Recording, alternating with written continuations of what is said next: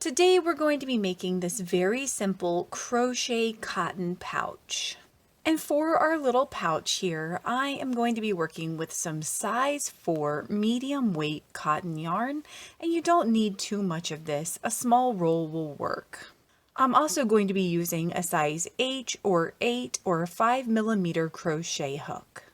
And I am going to be working with some 3/4 inch wooden buttons, and we're going to begin by attaching the yarn to our crochet hook using a slip knot, and then we want to chain 15. And if you're unfamiliar with any of the stitches used in this pattern, then please check the links in the description for my stitch tutorial videos.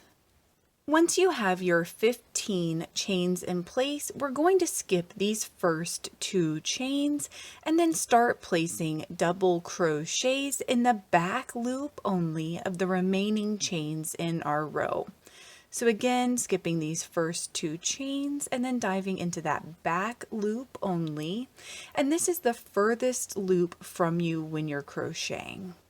So go ahead and place 1 double crochet in the back loop only of each stitch in the row, and you should have a total of 13 double crochets.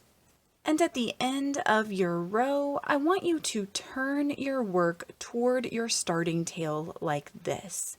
And what we're going to do is just place 1 double crochet in each of these front loops remaining from our chain row right here.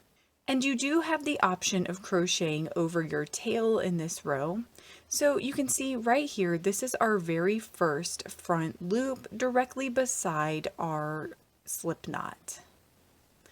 So all you're going to do to crochet over your tail is just line it up with these front loops and crochet right over it like it is part of your stitch.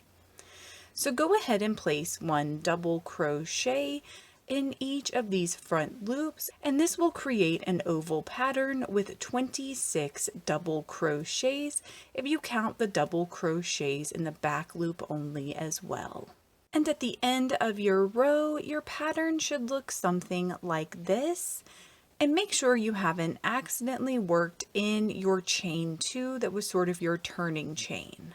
So from here, we're going to skip our chain 2 altogether, and we're going to dive right into placing double crochets in the top of each of our double crochet stitches. And what this is going to do is it's going to create a spiral pattern, which means you won't have to worry about starting and stopping your individual rows. Instead, this is just going to flow seamlessly like a spiral. And so this is going to be our entire pattern until we get to the flat portion of our pouch. So we're just going to place 1 double crochet in each stitch in our row following this spiral pattern for a total of 8 rows. And I crocheted this until I had a total of 9 rows on one side and 8 rows on my other side. And you want to crochet this until you've made it back to one of your folds here. So as you can see, my last row ends on this fold right here. And from here, we're just going to chain 2 and turn our work. And starting right here in this first double crochet stitch, we want to place 1 double crochet in our next 13 stitches. So this should line up with your 2 natural folds. And so now your pattern should look something like this. And from here, we're going to chain 2 and turn our work again. And then we just want to place 1 double crochet in each stitch in our row, going all the way down for a total of 13 double crochets. And we want to repeat this until our flap has 4 rows. And once your flap has 4 rows, then we're just going to cut and tie off our yarn. And I like to hide my tail down the inside of my flap. And I usually wet the tip of my yarn and then just give it a little twist. And then I'm going to run it from the back forward around my button. And I usually just run it through 2 holes.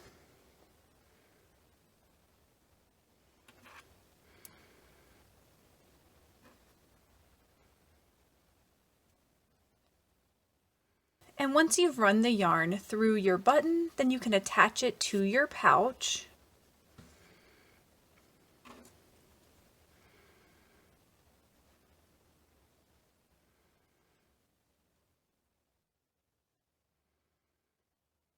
And once you've centered your button in your pouch, then you can just tie together these 2 ends and then hide these tails down the inside of your pouch. And to place your button in your pouch, you're just going to slide it between your double crochets just like that. And don't forget to like and subscribe if you enjoyed this video. Thank you so much for working with me, and I hope you have a wonderful, awesome day.